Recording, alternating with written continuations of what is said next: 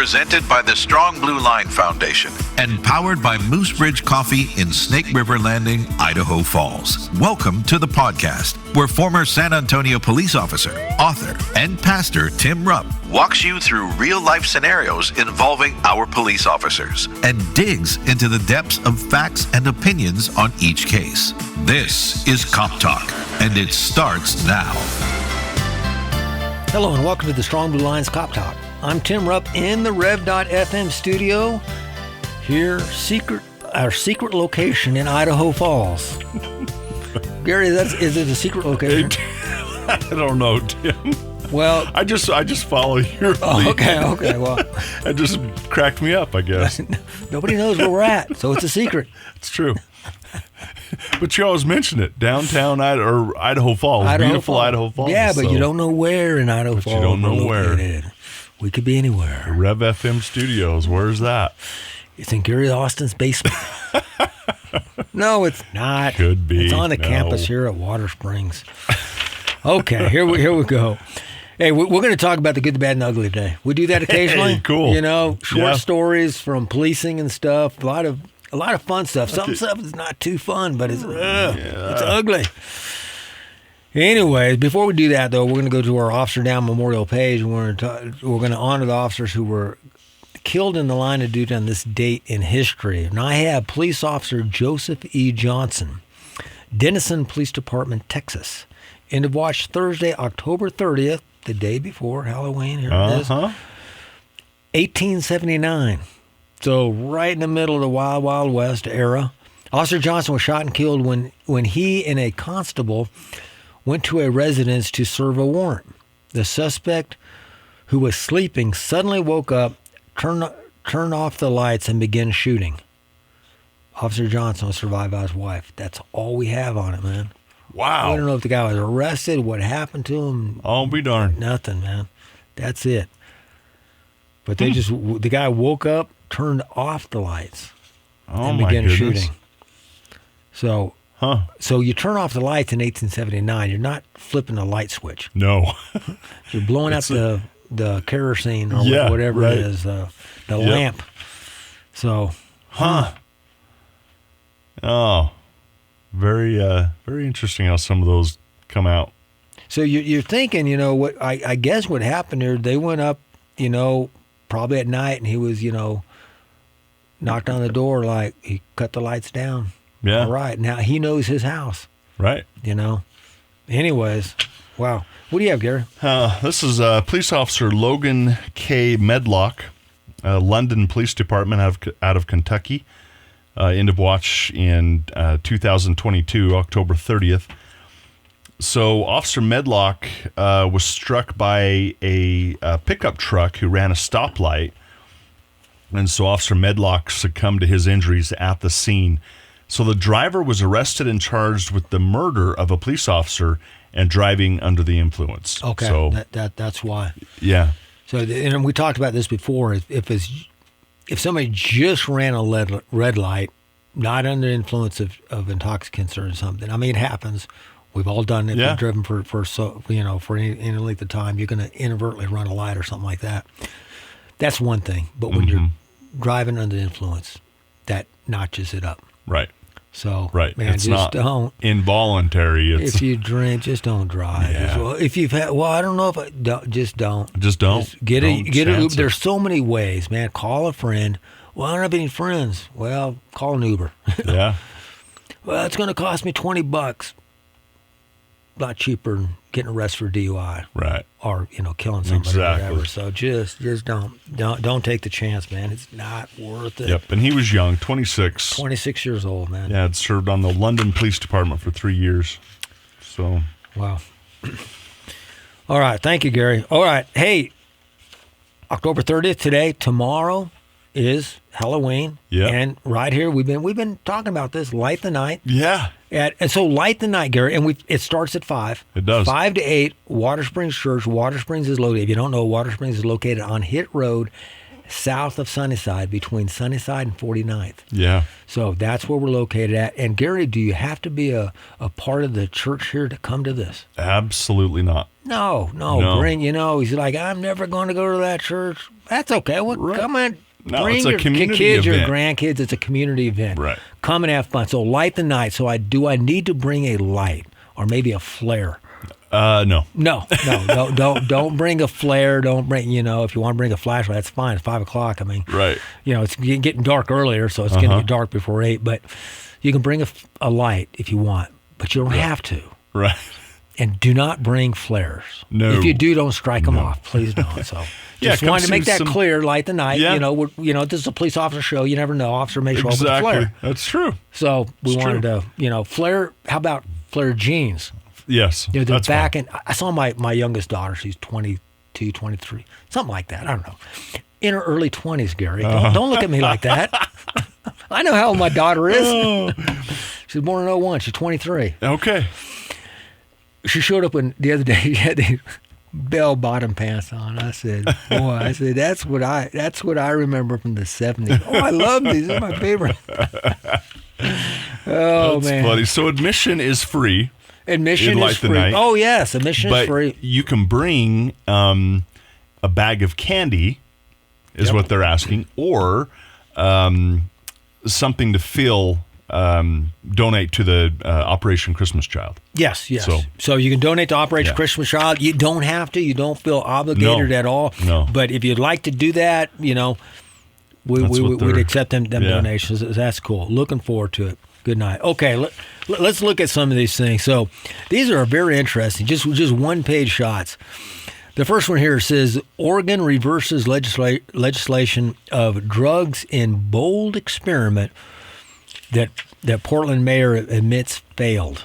Uh-oh. We talked about this. Yeah, we talked about this about a year ago, or a couple years ago, maybe it was. I can't remember, about legalizing drugs. And Gary, this is something that the libertarian stance would say to legalize things that doesn't hurt. They would want a true libertarian says, you have the liberty, if you will, to do whatever you want as long as you're not messing with somebody else. So a libertarian would say there should be no laws against the recreational use of drugs. Mm-hmm. They would say that there should be no laws against gambling. Right. There should be no laws against vice, if you will, that kind of things. And so that's what a libertarian would say. Now, not all go along that, but That's right. We're just generalizing that.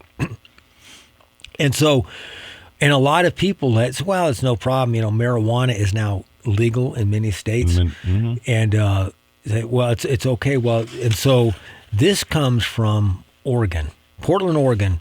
Oregon House Bill 4002 took effect Sunday, ending the legislation of hard drugs in small amounts brought about under the voter-approved initiative Measure 110. So the voters in Oregon said, we're going to legalize small amounts of hard drugs. As reported by KOIN, the new law allows convicted offenders to seek treatment through a behavioral health screening and participation as a deflection program rather than being penalized with a fine. In an earlier story, the outlet noted that Portland's police chief, Bob Day, said that the police bureau is committed to participating in the enforcement of the law. Well, I'm glad they're committed to participating in enforcement of law. They are law enforcement officers, are. and that's what police do. Police are not social workers. No. They're law enforcement officers. Data from the Gresham and Portland police departments indicated that 6 people have been arrested for drug possession since the law went into effect. One of them was cited, and 2 of them were qualified for the deflection program and accepted a behavioral health service. So the new law says that we're not going to allow hard drugs. But if you get arrested for it, you may be able to go into this program that will help you get off of your addiction. Mm-hmm. That's a positive thing, I think. Yeah. That's good, so too. because I don't have anything against somebody that gets addicted to drugs. Mm-hmm. I mean, things happen. Some people, some people intentionally go out, hey, let's try this. I know I'm not supposed to, I'm going to do it, and they get hooked on it. Mm-hmm. Some people, pressure, they really don't want to do it. They succumb to pressure. Some people, through the legal use of drugs, they get hooked, unintentionally. Right. And so, but whatever it is, we're not. Yeah. The thing is, we don't want your drug problem, killing you, harming you. We don't want it harming other people, because now you got to go out and steal because you can't hold a job to pay for your drugs, and you got to do this, and you start, robbing people, and all that bad stuff comes out of it. So we want drugs to be done with in our country. That's what the goal is. According to the Oregon Health Authority, in the past 4 years, Gary, this is frightening. In the past 4 years since the implementation of Measure 110, quote, fatal overdoses involving illicitly manufactured fentanyl has significantly risen throughout Oregon. The number of unintentional overdose deaths related to illicitly manufactured fentanyl nearly quadrupled between 2020 and 2022, increasing from 223 to 843 overdose fatalities. Wow. That is crazy. Mm-hmm. Portland's Democratic Mayor Ted Wheeler was even quoted by Sun, that's one of the local papers there, conceding the point. He said, this is from the mayor of Portland, quote, there's no question that what Oregon did was a bold experiment and it failed. I would say it was a stupid experiment. Yeah, me too. Bold, that's ugly. Come on, man. Just don't give people drugs and think it's going to be okay. The assessment appeared to be bipartisan, with a Republican state representative, Rick Lewis, telling an outlet, HB 4002, if implemented correctly, will get us started again in a path that is better than what we had with what amounted to the legalization of hard drugs under this measure. So I think, Republicans and Democrats say, let's get this drug problem under control. Yeah. And legalizing it and letting them do it's not the answer. No. Matter of fact, here's another quote. Decriminalization of hard drugs as a solution to getting people off drugs was never destined for success. We have a deep hole to dig ourselves out of, he added, stating state needs to get tougher on drug dealers, referring to particularly those who are dealing drugs, and that was from Rick Lewis. He goes on, we created the demand with the passage of Measure 110 and the supply followed. We need stronger actions to reduce the supply, and that can only come but with targeting drug dealers and importers of drugs like fentanyl and meth by guaranteed prison time, he added.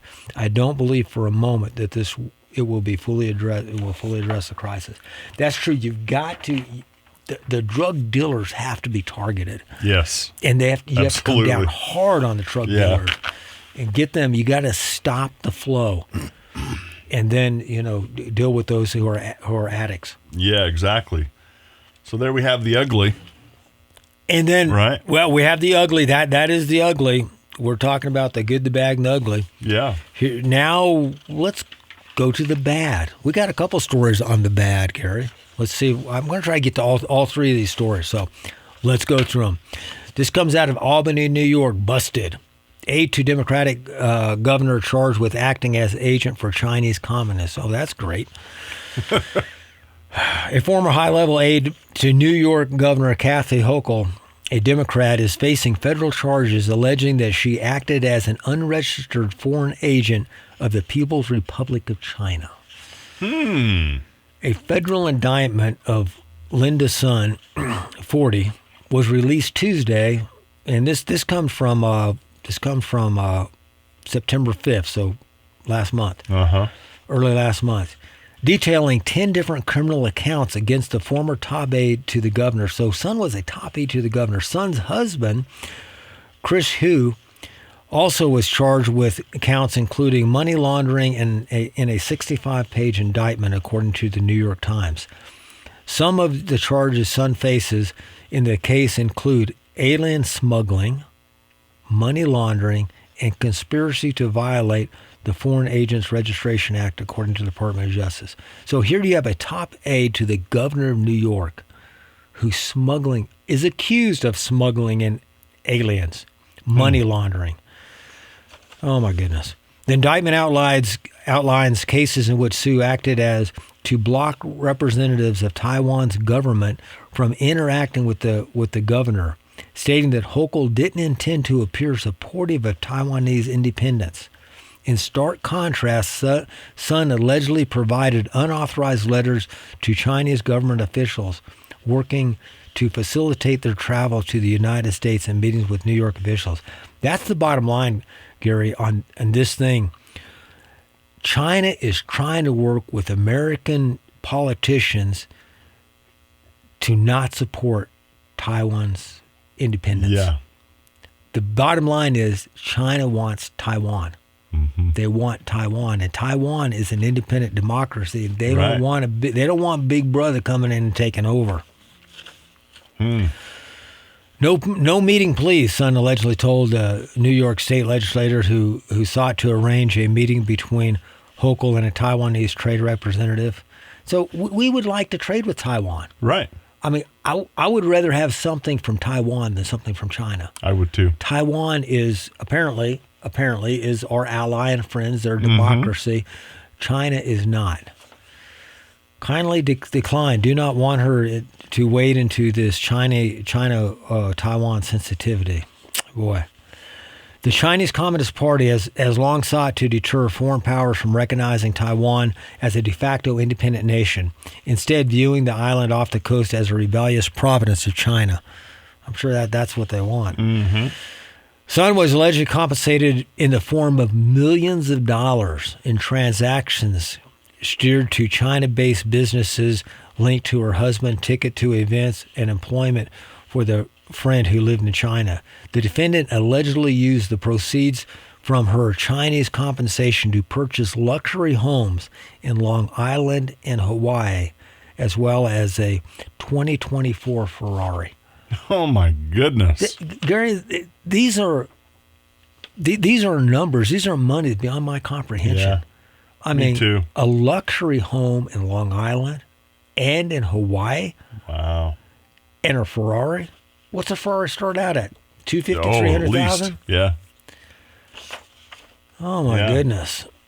Sun wielded her position of influence among executives over to covertly promote the PRC, the People's Republic of China, and the Chinese Communist Party agendas, directly threatening our country's national security. FBI Acting Assistant Director Christy Curtis said of an indictment in the statement.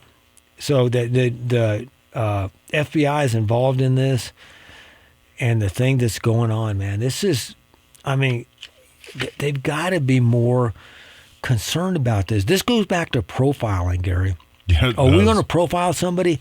Yeah, somebody wants to be an aide, and they're of Asian descent. Look into it. I don't care if they're Asian descent or white or, black or whatever it is. Look into their background. Yeah. Where do they come from? Where do they have ties to? Yep. What is their agenda? Why do they want to be my aide? Mm-hmm. Are they doing it just like, hey, I want to be an aide, so I want to help the country, and I want to, maybe go into politics one day? Okay. Or you just, that's fine. That's great. That's what we want. We want good advisors. I mean, it's so important. The Bible even talks about this. Right. Any leader, any intelligent leader that's a good leader is surrounded by people that give him or her advice. Mm-hmm. Because you don't know everything. You can't see everything. Right. But you want people that's going to give you, but you want good advice from people, not somebody that has their own personal agenda. No. So that's important. Absolutely So that's not. the bad. We have another bad one Okay. here. We're going to get to a good one, Gary. Don't worry. Let's hear So the we got good. ugly, bad, good. Okay, officers flooding out of police department blame newly hired town manager. Wadesboro. Notice that play on there. Officers flooding out I of got it. Wadesboro. I got it. Yeah. Okay. All right. Whoever did this, Jenna occurring. This is from Law Enforcement Today News. It says the new town manager was hired in June. Several officers have up and left the police department, citing the town manager as the main reason for leaving. So their boss is the main reason. Shocker, right? Policing is like everything else. You have good bosses, you have bad bosses. Right. So according to WCNC, residents of Wadesboro are concerned. This is in North Carolina, I believe. Yeah, Wadesboro, North Carolina. Wadesboro are concerned after at least 3 police officers left the small towns department in the past week. One of the officers, Adrian Robinson, said that he left the department due to Wadesboro town leadership. Robinson had been with the force for at least 2 years. He said, Mr. Wiley Ross came into the township with more of what Mr. Ross wants and not what the township needs. Robinson said that many of the officers who have left the department have done so because of Ross. He said, quote, the police officers I've spoken to, with many of them, they are feeling demoralized. They feel frustrated since the new city manager has taken over. See, people don't realize, Gary, especially in small agencies, the city manager really runs the show. Mm-hmm. You have a mayor in if it's a city manager type government, you have a mayor who hires the city manager. So the city manager works for the mayor, who's elected by the people. So if the city manager has an agenda, it comes from the mayor. And so the mayor, if the mayor is very, liberal or very conservative in his or her politics, that's going to reflect on the police department and what they can do and what they can't do. Oh, okay. And that's what's going on here. So this is like, and the same thing with the sheriff. You have a sheriff that's very liberal or very conservative. He or she is elected by the people, and then the sheriff gets to do basically what he or she wants to do in the agency, within the law, of course. But so that's why you get sheriff deputies who will quit or get hired or whatever because of politics. Politics is in everything. Fortunately, when I worked with San Antonio Police Department, a large city, mayor, we had a city manager type of government. But I talked to my brother about this. He's also just down visiting with Ron, and he's also a retired police officer. And we were talking about when we both first got on in the early 80s, and when we were patrolmen, there was really never any pressure to do things. But that has changed over the years. Yeah. And it's not like it used to be. Anyways, that's what's going on. So that's bad, Wadesboro, and we don't know who's at fault here. Maybe the new town manager is really good, and these guys are just, Yeah. So we don't know. Could be. But that's bad. Something's not going right. But we have something good, Gary. We have let's hear it, a Tim. good thing. And this comes from the shooting that happened last month, which is a bad thing. Obviously, the shooting, but SROs, the school resource officers who stopped the Georgia school teacher, had extensive background training in school threat response. So that's a good thing. We are training these officers, and their trainings are coming in. It says both officers, and these officers, I want to name the officers here if I can find it here. Tanner Good. Of course, this is going to be the good. Yeah. You got Officer Tanner Good here. Good. Tanner Good and Brandon King. You got King Good. A good King. This is great, man. This says they were instrumental in bringing the situation under control and taking the suspect into custody, according to the report. Both officers have extensive backgrounds in school threat response and have accumulated nearly 2,000 hours of combined law enforcement training. So some of this training includes active shooter training, active shooter response training, de-escalation training. So they've got all this training. The shooting occurred at approximately 12:20 a.m. on September the 4th, when 14-year-old allegedly opened fire inside Appalachia High School, according to the report. Police responded quickly to alerts about the active shooter and arrived at the scene to find 14-year-old attempting to leave the school. He surrendered to law enforcement without further incident. So that was good that he didn't. Who knows where he was going? Was he going to continue his carnage and stuff? We don't know. So that's always good to hear from officers. And let me find my notes here. I didn't find my notes, Gary. So we had the good, the bad, and the ugly in this. So don't forget, Light the Night tomorrow night. Come on out. And hey, thanks for listening. And if you have a topic or question you want addressed on Cop Talk, send me an email. You can email suggestions, questions, comments, or complaints to coptalk@therev.fm. That's coptalk@therev.fm. Thought from the good book today: where is the one who is wise? Where is the scribe? Where is the debater of this age? Has not God made the foolish the wisdom of the world? Thank you for joining us, and thank you for helping us to make the strong blue line, the thin blue line, a strong blue line. Cop Talk is presented by the Strong Blue Line Foundation and sponsored by Moose Ridge Coffee in Snake River Landing, Idaho Falls. Questions and comments are always welcome by email to coptalk@therev.fm. Listen, follow, leave a review, and share this podcast on Spotify, Apple Podcasts, Amazon Music, or YouTube. And visit thestrongblueline.org to learn how you can be a supporter. Cop Talk is a Rev FM production, produced and edited by Gary Austin. Thank you for joining us on Cop Talk.